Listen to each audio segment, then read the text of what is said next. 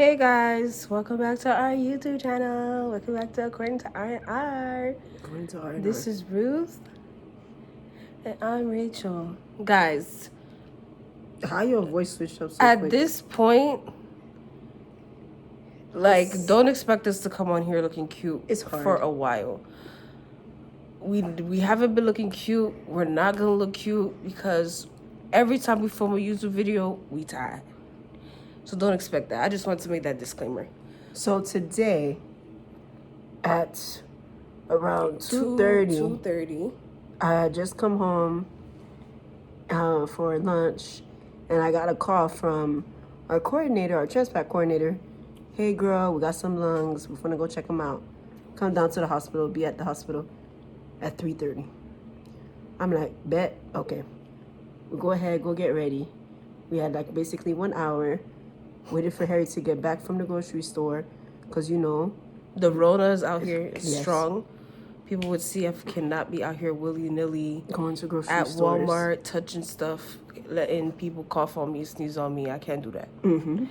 So we try to stay out of the grocery stores and public places as much as possible. So yeah. So get over there. And everything's going okay as per usual. They go ahead. They wait. Pause. When we got there, because they're enforcing the rules, like we said last video, and they're not allowing people to have any visitors. So it's like no visitors at all, whatsoever, 0%, unless it's like a child in pediatrics or the pediatric floor, or apparently somebody's having labor, but after the person has labor, the person who's not having a baby gotta go. So they're like really strict, being really serious. So as soon as we get there, she's like, you can't go upstairs. You already know that. You know that because you were here 2 days ago. I saw you 2 days ago. 3 days ago, we just saw you. So you already know you're not going nowhere. So then she gets on the phone and she's like, I guess telling them to bring down transport and telling them that that I'm here, that she's here. Because at this point, we're at admissions. Yeah. We're at admissions. We're at the front desk. And then she said, okay, they said one person could go upstairs. So we're like, oh, okay. So this time, I was surprised because I thought she was last gonna be time like, no. She said nobody's going to be coming in after Monday, and now she's like, oh, somebody can come in. So I'm like, the last couple of times Rachel came in, you know, whatever. So I was like, all right, let me have Harry come in. Problem is that I didn't know I could bring somebody. So Harry had to come, go ahead, turn the car around, right, in the middle of the street, and then comes with Rachel. So Rachel, she's crying, she's hanging all over me. She's like, what I'm going to do? Girl, stop lying to these people. I'm like, dang. I've never said that. They had to take her away. There was security was like, you got to get out of here, whatever. So Harry come up. We're like, all right. What is this girl talking about? Upstairs. First of all, pause again. She's lying. Second of all, she also said that if the surgery is a go, like if the surgery happens, that the person who came with her, the visitor, has to leave anyways. So I'm like, so the person could only be there during pre-op? She's like, yes. I'm like, if I have the surgery, what's once the they find out that I'm going to have the surgery, the person got to go. The person has to leave. I'm like, so what's the point? I'm not like I have no neck, but whatever. Okay. I'm like, what's the point? Okay, I guess. So we get up there and they tell Harry he got to go wait in the lobby, in the surgical waiting area. Harry's her husband. Yeah, Harry's my husband. While they go ahead and get me ready. So I'm like, okay, that's normal. They always say that. But then when he get out there, he texts me. He's like, Ruth, they tell me I got to leave. They're not letting me sit down. I'm just standing here waiting. They don't even let you sit down. They don't even want you to sit down on the chairs. He couldn't sit down. He was literally holding all my bags and holding his night bag because he wasn't sure what was going to happen. He was standing there holding all those bags for like about an hour and a half because they had to run tests, do blood work, do x-ray, run an EKG, do all the prep work. And he's standing outside. He can't come inside and he can't sit down. So I felt really bad. I was like, dang. Then the nurse was like, oh, we got to finish doing all the prep work before you can come in here. And I'm just like, but he's standing outside, though. And I'm just like... Yeah, I think it depends on what type of nurse you have. Yeah. When they call you in during the prep process, because sometimes they call you in really quick, and then sometimes they make you sit there for like 30, 45 minutes, an hour, or sometimes they let you go back there with her. Like it's varied like every single time. Yeah, every single time is different. Sometimes they call them real fast, and sometimes they're waiting out there for a long time. I remember my first time, they were out there for like 2 hours. It was like an hour. And then I found out only 2 people would come inside or something. So yeah, it's different every time. So basically, they did all that. Everything was kind of quick. The nurse was fast. Everybody was fast. And then I fell asleep for a little bit. I should have made a video, but I fell asleep for a little bit. I was in the car, just sitting there, like, watching YouTube videos. Yeah, because you couldn't come. You literally had to leave the building. You can't stay in the building. So I'm just sitting in the car, scrolling on Instagram, watching YouTube videos, doing what I gotta do. I'm just waiting till, like, 7 o'clock, because she's supposed to know at 7 or at, like, 8 o'clock what time, whether the lungs are going to be viable or not, because the donor went into surgery at 5. So I fall asleep just a little bit, because I was tired. I was tired.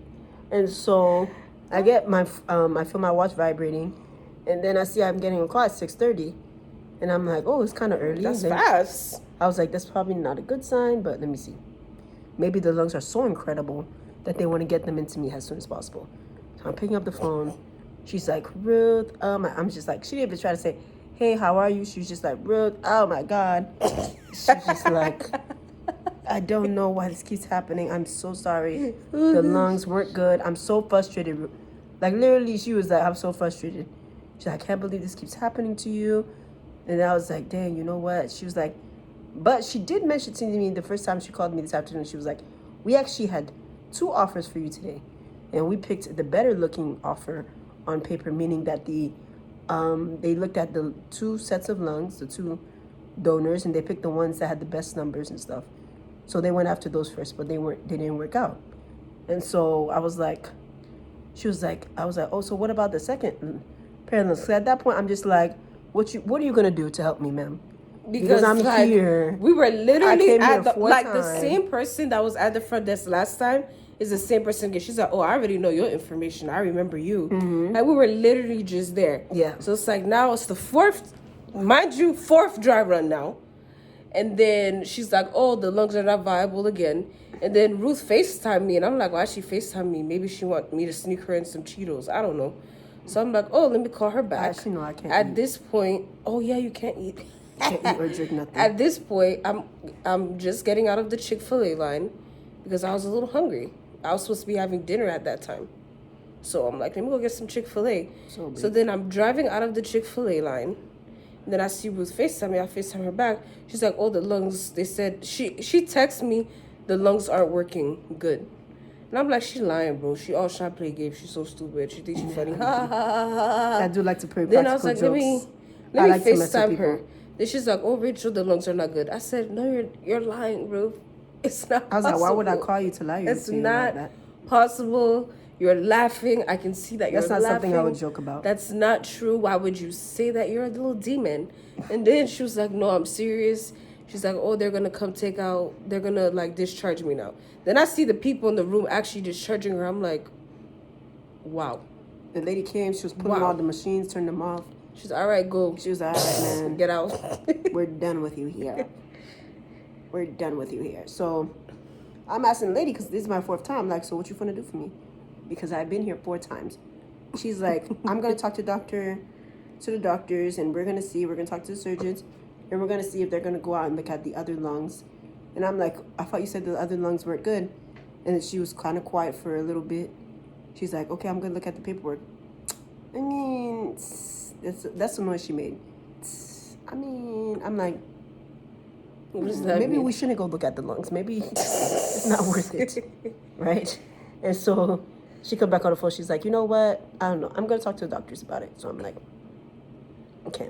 Because at this point, they have to feel bad for making you come back 4 times. Yeah, she did feel bad. She was like, she felt bad. She sounded like she was mad for me. And so she's like, I'm going to talk to the doctors about it. Here's what I want you to do, because I don't want you to spend all night in the hospital. I was like, I didn't say I wanted you to spend all night in the hospital. I thought the other lungs were across the street or something. Across the street. I don't know. And so she's like, I don't want you to spend all night in the hospital waiting for the other lungs. And I'm like, neither do I. Neither do I. And so she's like, why don't you go home, eat some dinner, and I'll call you, and I'll tell you when you can come back. And I'm like, darn it. But you know what? I'll take God's blessing. At least they found 2 offers for me today. So she's like, I'll let you know. So we get home, we pass by, get something to eat from the drive-thru, get home, and I just got a call.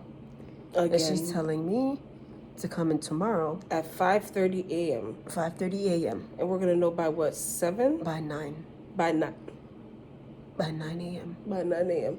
Maybe 10, because they be playing over there. Yeah, sometimes it takes longer. Maybe 10. So now we got to wake up at like, what, 5 a.m. Tomorrow morning. Basically today. Just everything is blending into one. So we got to wake up at 5 a.m. Make sure everything is already packed before we even go to sleep. And go straight to the hospital. And then once again, one person going to be sitting in the car. Who knows if they're even going to let somebody in this time. Because they're being really, really... Like, they're really locking it down because it's coronavirus thing. I don't blame them. It's not their fault. It's not like they're purposely trying to do it. But it's like, man, this coronavirus is wild. Because the whole time that I was in there, and I was like, we're going to go get your family. But let me tell you something. We never do this. We can't do this. It's not allowed. And I'm just like, okay, but you said y'all could bring somebody in. Yeah, you said that since we're at the front desk. We didn't ask you to bring somebody. She's like, don't worry. You told us we could bring somebody. We're going to finish this last test. But let me tell you something. It's only because you're the only one here tonight. That's why we're allowed this. And I'm just like, and then I'm just like, you're not going to let him in? It's like, that's not what I said. That's not what I said. I'm saying this is no exceptions. There are no exceptions. But tonight, you have an exception. I'm like, okay. Just let me know what you're going to do. But what's going to happen when we come tomorrow at 5:30? They might be like, no, stay outside. Listen, at 5, let me tell you something. I'm not going to lie to you, Ruth. I'm going to be sleeping in the car. I'm going to tell you that straight up. I think everybody's going to be sleeping. I'm going to be sleeping in the car. I'm going to be sleeping. My phone is going to be on sound. I'm just going to be waiting for the call. But I'm going to tell you something right now. I'm not staying up to wait for this thing. I'm going to pray before I take the nap, though. I'm going to pray. Don't get me wrong. But, like, regardless, I'm going to take my nap. Like, I'm going to sleep. That's not how you feel. I'm telling you right now.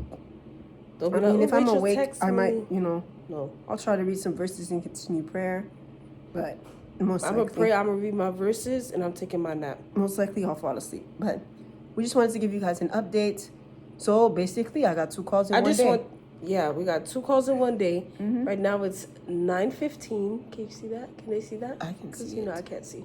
It's 9:15. That's why we look like this, because we're at home. Yeah. We're tired. We literally just came from the 4th dry run. Yeah, because they called me at 2:30. Literally today, on March 23rd, Monday. And then we got home at around 7:45. And then, so now we got to be back at 5:30. And look, we're just, sorry. Tired. It's just praying that that will be the last time. Because that's going to be our 5th call. I think even the people at the hall, even the surgeons have to be upset at this point. Yeah, they're just kind of like, because like they get called every single time. They can't not be upset. So tomorrow we're gonna film another video, and we'll see what happens. Or Ruth will film. She didn't have time to film this time while she was in the room because everything was happening. Everything was going fast. Early. Everything was and going then fast. they called early, so she didn't have a time. I thought I was gonna have time to make the video. Yeah. And but she called early. How many minutes are we on? Which was good. Wow. So we'll let you guys know. Ruth will either record another video in the hospital tomorrow, I'll record one after if it happens. Hopefully Ruth can record while she's in the hospital so you can see the sadness in her eyes while she waits. So we'll see. So, guys, 5. So